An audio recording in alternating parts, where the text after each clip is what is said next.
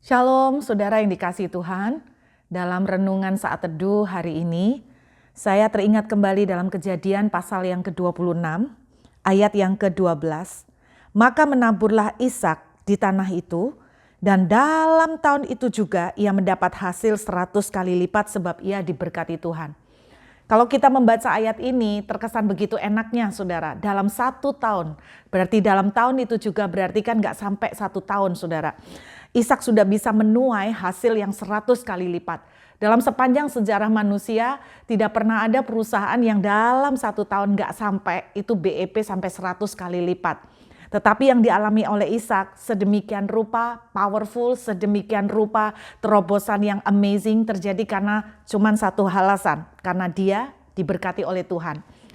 Kalau kita membaca ayat ini kedengarannya simple, enak ya, tidak sampai setahun sudah kelihatan hasil. Tapi Anda bayangkan kalau saudara ada di posisinya Ishak, di mana sekeliling saudara mengalami tanah yang sangat kering, dan Alkitab menuliskan di dalam Kejadian pasal 26 ayat 1, kekeringan itu sangat panjang karena dalam ayat itu dituliskan long period of drought. Jadi masa kekeringan yang sangat panjang. Kemudian Anda membayangkan Ishak menabur di mana tanah itu sama sekali kering, hampir seperti membatu saudara. Dan tidak ada hujan sama sekali. Saya membayangkan ketika dia menabur gandum, saya percaya itu bibit gandum ya yang dia sebarkan. Saya percaya ketika dia menabur bibit gandum, saudara harus tahu bahwa untuk menuai gandum itu dibutuhkan waktu sekitar 2 bulanan.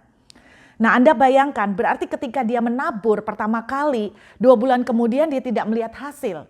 Nah pernahkah Anda membayangkan bahwa posisi kita ada seperti Ishak? Nah ketika 2 bulan dia menabur tidak ada hasil, apa yang akan dia lakukan?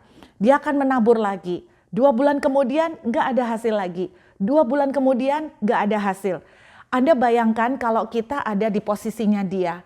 Betapa gampangnya kita tuh akan putus asa. Apabila kita melihat kenyataan fakta di depan mata, jelas-jelas tanahnya tuh membatu, keras. Bagaimana mungkin gandum bisa tumbuh? Rumput liar pun itu mungkin jarang sekali yang bisa. Hanya sedikit tertentu yang bisa tumbuh di tanah yang mengeras seperti batu. Anda bayangkan kalau kita jadi Ishak, saya jadi Ishak, saya bisa putus asa saudara.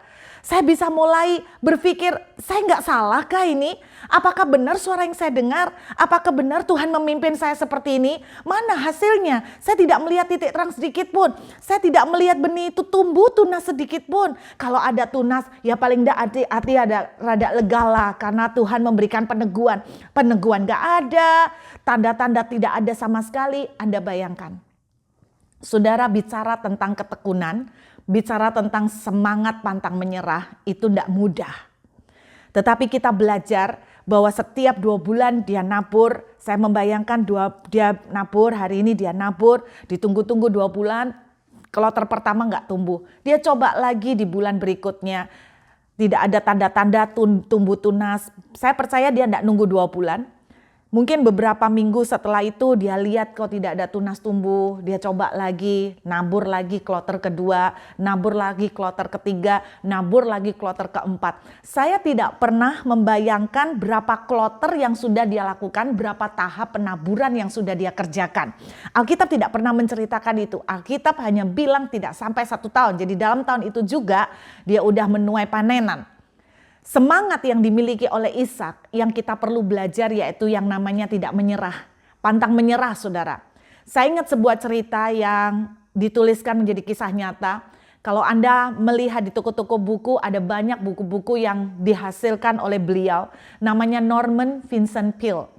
Buku-bukunya merupakan buku-buku motivasi yang sangat membantu semangat banyak orang dan sangat membangun banyak orang. Saya termasuk salah satu yang sangat diberkati dengan buku-buku yang dituliskan oleh beliau. Dan di salah satu buku yang dituliskan oleh beliau yaitu You Can If You Think You Can, yaitu engkau bisa jika engkau tuh berpikir dan percaya bahwa engkau tuh bisa melakukannya. Saya tuh membaca sebuah cerita mengenai bagaimana kisah hidup dari Norman Vincent Peale sebelum akhirnya dia tuh betul-betul meledak dan dipromosikan menjadi seorang penulis yang bestseller. Beberapa kali dia menulis naskah dan kemudian dia mengirimkan bukan kepada satu publisher, tapi kepada puluhan.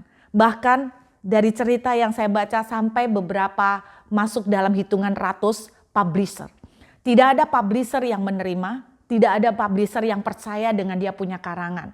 Semua publisher menolak.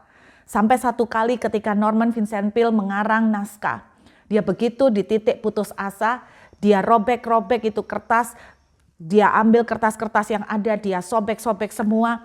Ada beberapa kertas yang dia tulis, kemudian dia buang lagi. Dan akhirnya begitu emosinya dia, sampai semua naskah yang dia pernah kirimkan ke publisher, dia remas-remas, dia istilahnya dia buang ke tempat sampah. Nah, di situ ceritanya. Istrinya merasa begitu sayang naskah yang sudah lama dia tulis dibuang begitu saja di tempat sampah. Istrinya memungut salah satu naskah yang dia buang di tempat sampah, saudara. Kemudian oleh istrinya diluruskan lagi, ditata yang bagus, kemudian dikirimkan ke satu publisher. Di luar dugaan, setelah sekian lama, setelah sekian ratus publisher, akhirnya ada satu penerbit yang mau menerima dia punya naskah. Kemudian diterbitkanlah. Dan tidak diduga hasilnya meledak, begitu banyak orang sangat menyukai buku karangan Norman Vincent Peale. Bayangkan seandainya hari itu tidak ada istrinya yang mengambil kembali naskah itu, yang tetap pantang menyerah, saudara. Saya tidak membayangkan bahwa Norman Vincent Peale akan jadi seperti hari ini, namanya akan dikenal di kalangan banyak orang sebagai penulis motivasi yang hebat. Apa yang Anda saudara kerjakan hari ini? Mungkin Anda sudah melakukan beberapa kloter seperti yang dilakukan Ishak. Mungkin Anda sudah melakukan beberapa kali seperti yang dilakukan oleh Norman Vincent Peale. Saudara, sebuah kata-kata bijak yang sering kali kita dengar. Orang-orang yang sukses yang ada di dunia maupun orang-orang sukses yang ada di Alkitab, mereka bukan orang yang tidak pernah mengalami kegagalan.